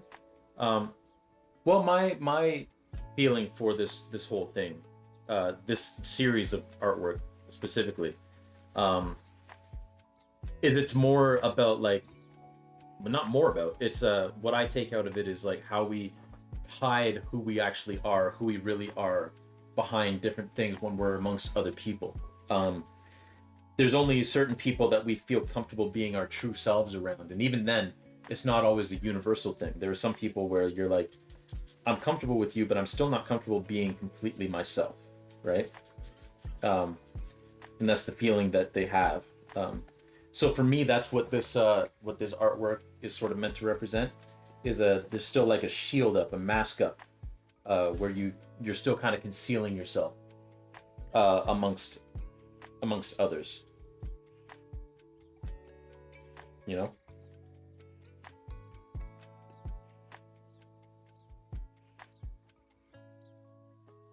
And I guess also coming to terms with the fact that there are some people that will never see the real you because you either don't feel safe to be the real, or you feel like they haven't earned it, or that they deserve it. You know, they don't get to know who you actually are. You know, all that kind of stuff. Hey, welcome back, El. How was dinner? Hope it was tasty.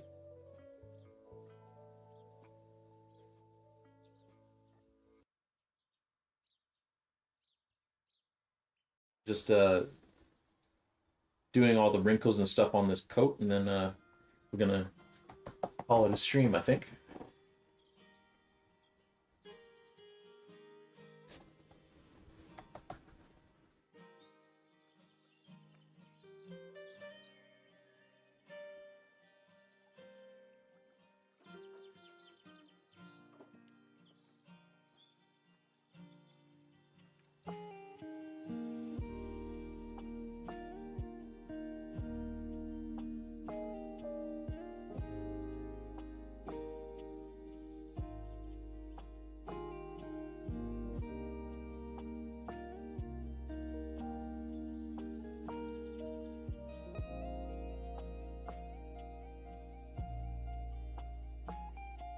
There are some areas in there that are a little lighter, but what I'll do is I'll just hit them with an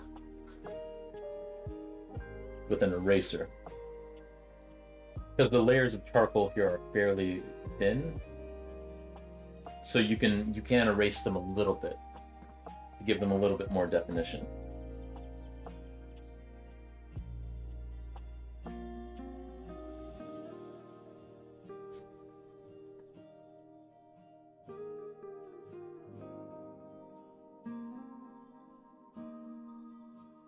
Dinner was nuggets because roommate cooked. Hey, that's very similar to what my dinner was. I just had a chicken burger patty because I was in a rush to get stream started.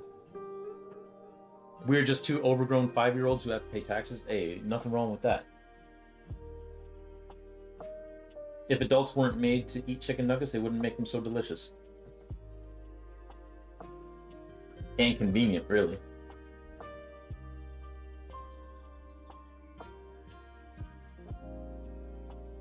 That's my feeling on it.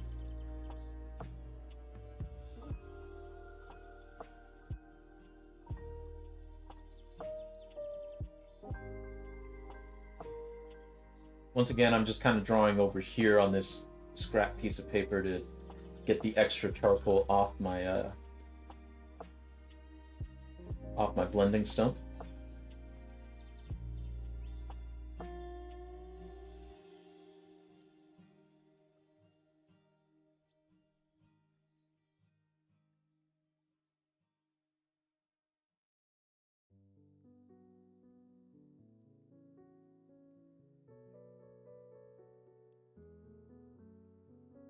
Oh, we have a sleeve that I need to clean up a little bit, but for now, we'll just keep it there.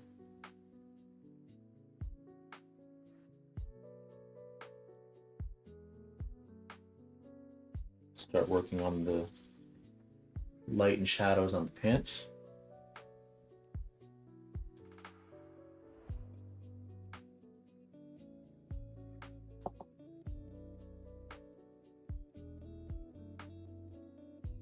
Which again, for any areas that are a little bit darker than I want, I'll just come back and hit it with an eraser to kind of get it more of the tone that I want.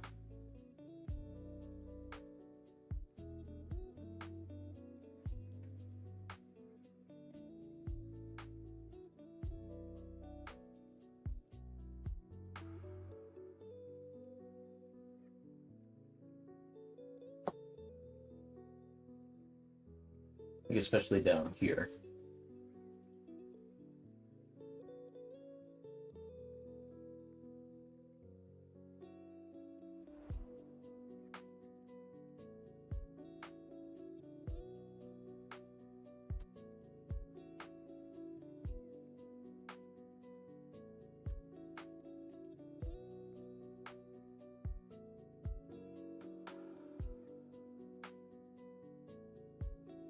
And of course, we can't forget the hand.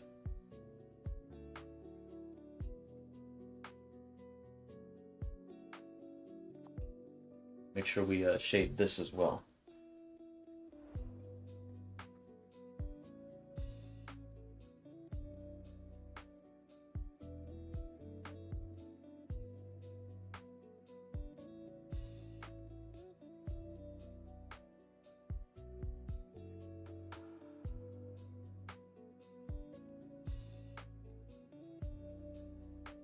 There we go. All right, so like I said, let me grab my eraser and we'll just kind of erase out some of the things here that I think could use a little fixing up.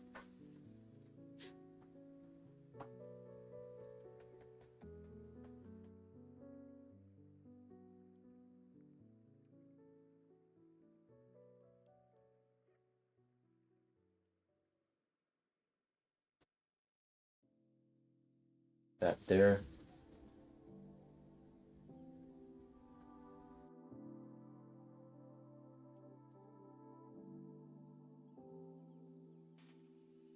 This up a bit in here.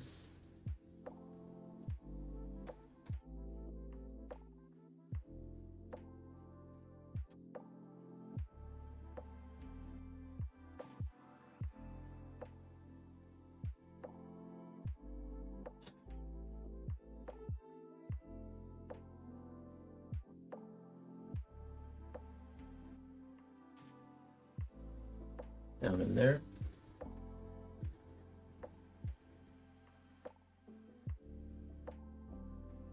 Yes. It's really just this I want to brighten up a bit.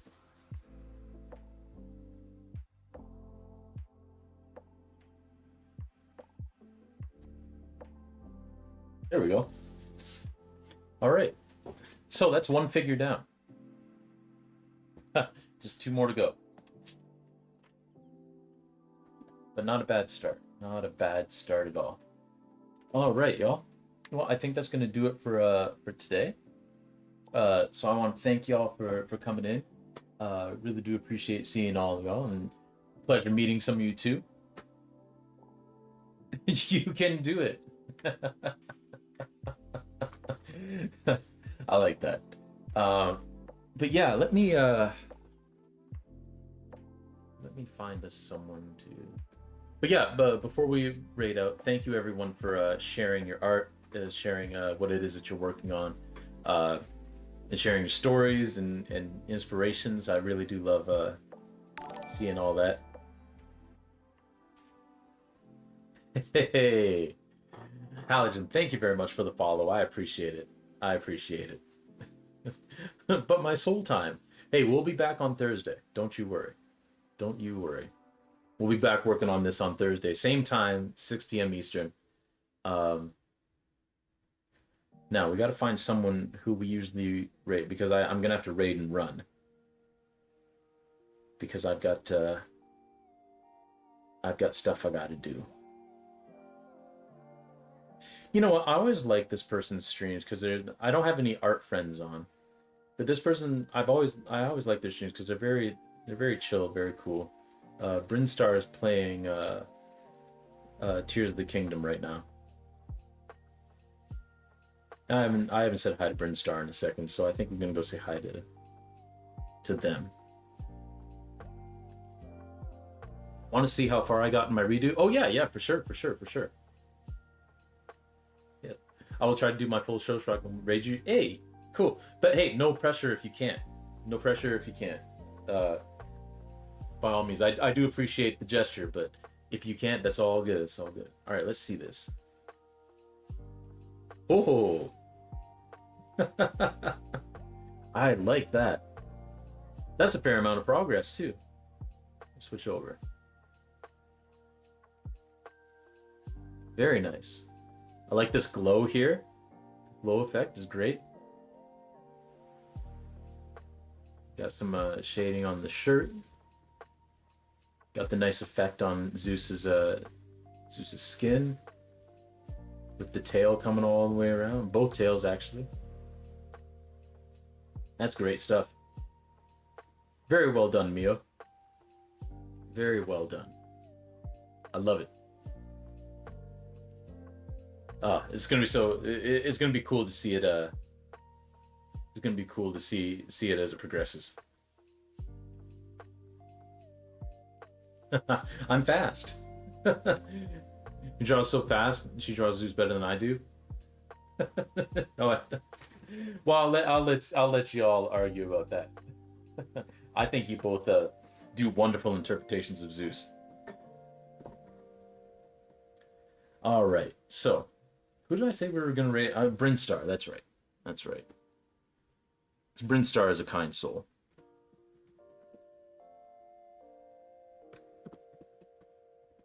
And this time I got to remember to put in the underscore. Now, this channel is for mature audiences, so remember, everyone, be the most mature you can be. But yes, we will be back on Thursday at 6 p.m. Eastern. We'll be continuing on this. We'll move on to this next figure, and then move on to the third, and then it'll be time to abstract the face, but we'll cross that bridge when we come to it. In the meantime, let's all go say hi to yay, swearing time. Let's go say hi to Brinstar, who's playing some Tears of the Kingdom, which I love Tears of the Kingdom. You know, I'll probably have to replay it again soon. But anyway, that's a story for another time. Thank you all for coming in. Halogen, thank you again for the follow. Thank you for everyone showing their art, showing the skills off. Really do appreciate it. Love meeting new people and meeting their art as well. I love meeting new art. All right. So with that, hopefully we'll see you all Thursday. Hopefully we'll see you around. All right. Take it easy, everyone. That was really clunky. Take it easy, everyone. There we go.